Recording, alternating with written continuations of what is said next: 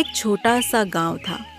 मिट्टी की खुशबू, खपरेल की छतें और उन घरों में छुपे अनगिनत सपने।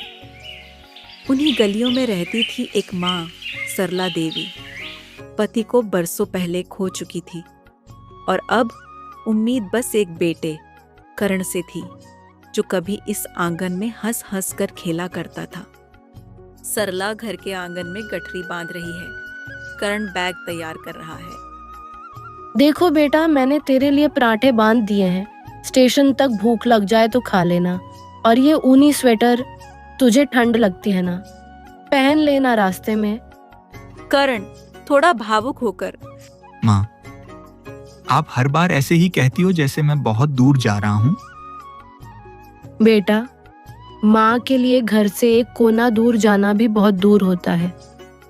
गांव छोटा था, सड़कें कच्ची थीं और वक्त का साथ देने को ना कोई बस थी, न टैक्सी। बस एक बूढ़ा धनीराम काका था, जिसकी बैलगाड़ी ही गांव की आखिरी सवारी थी। धनीराम काका बैलगाड़ी लेकर आता है।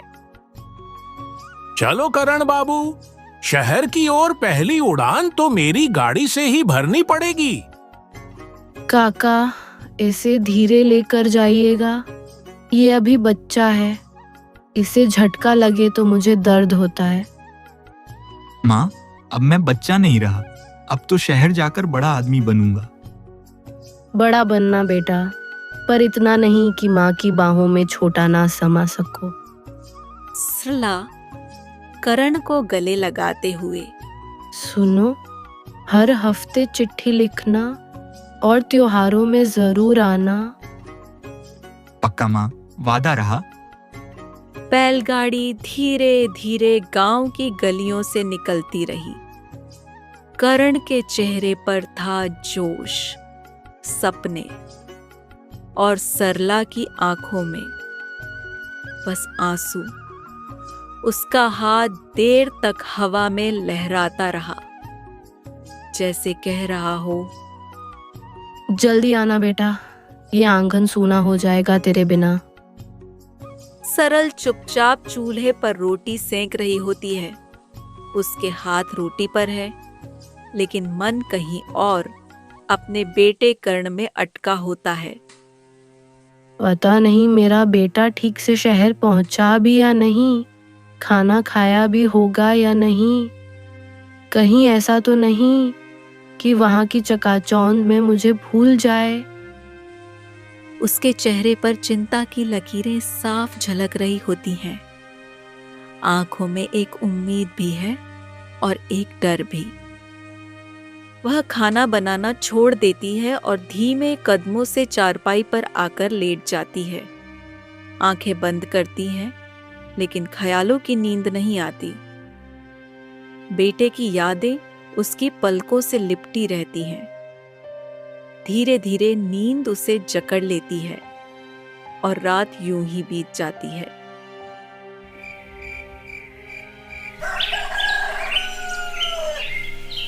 सरला की आंख खुलती है। वह बिना कुछ सोचे एकदम उठकर बैठ जाती है, जैसे किसी उम्मीद ने उसे जगा दिया हो। सरला आंखें आसमान की ओर उठाते हुए, अब तक तो मेरा करण पहुंच ही गया होगा ना, ठीक से होगा ना मेरा लाल। वह दरवाजे की ओर देखती है, जैसे कोई चिट्ठी आने ही वाली हो। शायद आज मेरी चिट्ठी लिखी हो बेटे ने, बस आती ही होगी। वह उठती है और फिर से दरवाजे की ओर नजरों से ताकने लगती है। एक चिट्ठी, एक खबर, एक उम्मीद, अपने बेटे करण से जुड़ी। दिन बीते, फिर हफ्ते, फिर महीने, पर वो चिट्ठी नहीं आई। वो त्योहार भी बीत गए। अब हर सुबह सरला की आंखें एक ही सवाल लिए जागती थीं, क्या आज वो आएगा? लेकिन वो सुबह बस उम्मीद लेकर आती थी और अकेलापन छोड़ जाती थी। एक आलीशान ऑफिस, चमचमाते कांच के पीछे बैठा सफल युवा व्यवसायी करण फोन पर तेज आवाज में बात करता हुआ। माँ से कह देना आज नहीं आ सकता, मीटिंग है, क्लाइंट्स हैं, ये सब ज्यादा जरूरी है अब। गहरी सांस लेता है, फोन पटकता है, ब्रीफकेस उठाता है और तेज कदमों से निकल जाता है। कभी कभी इंसान जितना ऊंचा उड़ता है उतना ही दूर चला जाता है उनसे जिनकी दुआओं ने उसे उड़ना सिखाया था। गांव का पुराना मकान, टूटी चारपाई पर बैठी सरला देवी, हाथ में बेटे की तस्वीर, थकी आंखें, मुरझाया चेहरा। तेरा चेहरा भी अब धुंधला होने लगा है बेटा, बस एक बार आ जा। तेरी माँ तुझे जी भर के देखना चाहती है, एक बार, सिर्फ एक बार। तभी पड़ोसन आती है। अरे सरला दीदी, ये क्या हाल बना रखा है? कुछ खाया पिया है कि नहीं? सरला हंसते हुए पर आंखों में नमी। क्या खाऊं बहन, भूख तो अब बस बेटे की आवाज सुनने की है, बाकी तो सब किस्मत का लिखा है। जिस बेटे को कलेजे से लगाया वही अब सबसे ज्यादा दूर है। पूरा दिन यूं ही बीत गया। सरला घर का सारा काम निपटा चुकी होती है, झाड़ू, पोछा, बर्तन, खाना सब कर चुकी है, लेकिन मन का खालीपन कामों से भी नहीं भर पाया। वो दरवाजे के पास बैठी हुई बाहर सड़क की ओर देख रही होती है, जैसे किसी का इंतजार हो, लेकिन कोई आता नहीं। चलो इस बार मैं ही लिख देती हूँ उसे, शायद मेरी चिट्ठी पढ़कर उसे भी माँ की याद आए। बेटा करण, तू बड़ा आदमी बन गया है, तुझे अब मेरी जरूरत नहीं रही शायद, पर माँ हूं मैं। मुझे कभी तेरे पैसे, तेरे बंगले नहीं चाहिए थे, मुझे बस तेरा प्यार चाहिए था। ये चिट्ठी मेरी आखिरी उम्मीद है, अगर समय हो तो बस एक बार आ जाना। तेरी माँ, सरला। चिट्ठी के आखिरी शब्द पर कलम रुक जाती है। माँ की आंखों से आंसू गिरते हैं। वो हाथ जो कभी बेटे को गोदी में उठाते थे, अब कांपते हुए एक चिट्ठी लिख रहे थे, जिसे वो नहीं जानते थे कि पढ़ेगा भी या नहीं। करण बगीचे में बैठा हुआ है, सूरज की हल्की किरणें उसकी आंखों से टकरा रही हैं। हाथ में फोन है, लेकिन वह किसी से बात नहीं कर रहा। बगीचे की खामोशी में सिर्फ हवा की आवाज सुनाई देती है। फोन की स्क्रीन पर एक अनजाने नंबर की कॉल आई। करण चुपचाप उसे देखता है और फिर उठाकर फोन पकड़ता है। करण बाबू, आपकी माँ की तबीयत बहुत खराब है, वो आपको देखना चाहती हैं, बहुत दिनों से आपका इंतजार कर रही हैं। करण चुप है, फोन को निहारता है। उसकी आंखों में कुछ आंसू आ जाते हैं, लेकिन वह जल्दी से इसे छुपा लेता है। गांव वाला ज्यादा घबराते हुए, करण बाबू, आप आ जाइए, वो बहुत कमजोर हो गई हैं। फोन कटने के बाद करण कुछ देर शांत रहता है, हाथ में फोन थामे हुए। फिर धीरे धीरे उठता है और पास रखे एक पुराने फोटो एल्बम को उठाता है। कभी कभी किसी की आवाज इतनी खामोशी से आती है कि वो दिल में बजते हुए घंटों की तरह सुनाई देती है। कभी कभी आवाजें हमें अपने अंदर के सच से रूबरू कराती हैं। करण बैठा है, अपनी माँ की तस्वीर को निहारता है, फिर धीरे धीरे अपनी चीजों को एक जगह इकट्ठा करना शुरू करता है। क्या मैं सच में इतना बदल गया हूं? माँ, जिसने मुझे हर करीमत पर पाल पोष कर बड़ा किया, आज वो मेरी आवाज तक सुनने के लिए तरस रही है। क्या इतने सालों में मैं इतना व्यस्त हो गया कि माँ का चेहरा भूल गया? उसकी आंखों में एक दर्द और पछतावा उभरता है, लेकिन वह अपनी भावनाओं को जल्दी से संभालता है।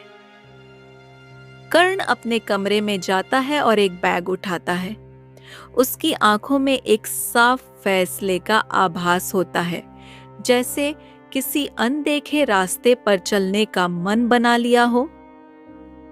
कभी कभी हमें ये जानने के लिए बहुत देर हो जाती है कि क्या हम सच में अपने रिश्तों को बचाने के लिए तैयार हैं या नहीं। पर जब वो समय आता है तो कोई रास्ता नहीं बचता सिवाय उस रास्ते के जिस पर हमें जाना था। वह अपना फोन उठाता है और एक पुराने नंबर को डायल करता है। हेलो, मुझे एक टिकट चाहिए गांव जाने के लिए। फोन रखता है और पैकिंग जारी रखता है। उसकी आंखों में दृढ़ संकल्प और एक गहरी तन्हाई की झलक दिखती है। कभी हमें अपने घर जाने के लिए बहुत दूर जाना पड़ता है, तभी हमें समझ आता है कि घर वही है जहां दिल और रिश्ते जुड़े होते हैं। पर क्या हम इसे उस समय पहचान पाते हैं? करण का दिल तेजी से धड़क रहा है। उसकी आंखों में उलझन और दर्द दोनों हैं। गांव की संकरी गलियां उसे बीते दिनों की याद दिलाती हैं। वह धीरे धीरे घर के छोटे से दरवाजे को खोलता है। अंदर का माहौल सन्नाटा और चुप पे है। एक तरफ हल्की सी रोशनी आती है जो कमरे में फैल। घर में किसी भी समय की खामोशी से यह प्रतीत होता है कि जैसे यहाँ की जिंदगी रुक सी गई है। करण अंदर जाता है और बिस्तर पर पड़ी अपनी मां सरला देवी को देखता है, जो बहुत कमजोर और थकी हुई नजर आती है। उसकी आंखों में एक अजीब सी बेचैनी है। सरला देवी की आंखें थोड़ी देर से खुलती हैं। आ गया बेटा, तू आया ना, अब चैन से मर सकूंगी। सरला देवी की आवाज में थकावट और एक गहरी चिंता छुपी है, जैसे उसने ये सारी बातें कई बार सोची हों लेकिन कभी कह नहीं पाई। करण का दिल धड़कते हुए रुक जाता है। उसकी आंखों में आंसू उमड़ आते हैं। वह बहुत जोर से रोता है, जैसे वह वर्षों का दर्द, अफसोस और पछतावा अब बाहर निकाल देना चाहता हो। माँ, मुझे माफ कर दो। मैंने तुम्हें कितनी बार चोट पहुंचाई, तुम्हारी उम्मीदों को ठुकरा दिया। मैं बहुत गलत था। सरला देवी उसकी तरफ अपनी सूनी आंखों से देखती है। सरला धीरे से पर प्यार भरी आवाज में, बस इतना कर देना बेटा, अब किसी को अकेला मत छोड़ना। ममता की कीमत बहुत बड़ी होती है। ये जो दिल है, इसको सिर्फ ममता ही समझ सकती है। सरला की आवाज अब भी कमजोर है, लेकिन उसमें एक ऐसी शक्ति है जो करण के दिल तक पहुंचती है। उसकी आंखें बंद हो जाती हैं, जैसे वह अब शांति से अपना वक्त पूरा करना चाहती हो। करण अपनी माँ का हाथ पकड़कर चुपचाप बैठा रहता है। उसकी आंखों में आंसुओं के साथ साथ एक गहरी सोच भी है, और वह शांति से महसूस करता है कि अब कुछ बातें समय से पहले नहीं समझी जा सकती, लेकिन अब वह हर पल को जीने की कोशिश करेगा। माँ, तुमसे बहुत कुछ सीखा है। अब मैं भी कभी किसी को अकेला नहीं छोड़ूंगा। तुम्हारा ये प्यार कभी व्यर्थ नहीं जाएगा। जिसने 9 महीने कोख में रखा, जिसने न जाने कितनी रातें जागकर गुजारी, आज उसी माँ को बेटा अपने हाथों से विदा कर रहा था। कभी जिंदगी की भीड़ में खो गया था, आज खामोशी ने उसे सब कुछ सिखा दिया। ये माँ का आखिरी खत है। आज ये मेरे पास सिर्फ एक कागज नहीं, मेरी जिंदगी की सबसे कीमती चीज है। वो खत पढ़ने लगता है। बेटा करण, तू बहुत बड़ा आदमी बन गया है, ये जानकर मुझे खुशी होती है। लेकिन ये भी सोचती हूं कि उस बड़ेपन में तू कहीं छोटा तो नहीं होता जा रहा। माँ की जरूरत कभी उम्र से कम नहीं होती बेटा। अगर कभी फुर्सत मिले तो बस एक बार घर आ जाना। मुझे तुझसे कोई गिला नहीं, बस तेरा चेहरा देखने की तमन्ना है। तेरी माँ सरला।